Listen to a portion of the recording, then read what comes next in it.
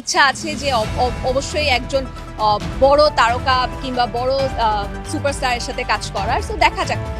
তাহলে অবশেষে শাকিব খানের সঙ্গে কাজ করতে চাইলেন ছোট পর্দায় জনপ্রিয় অভিনেত্রী সাবিনা নূর। সংবাদ সাক্ষাৎকারের মাধ্যমে তার মুখ থেকে এমনটাই জানা যায়।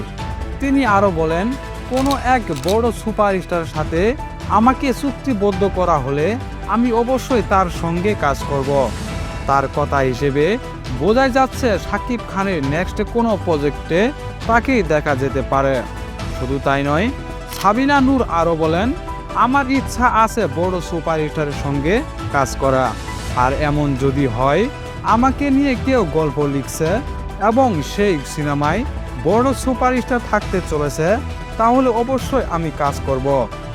আর ইতিমধ্যেই আমরা জানি বাংলাদেশের সবচাইতে বড় সুপারস্টার হলেন মেগাস্টার শাকিব খান।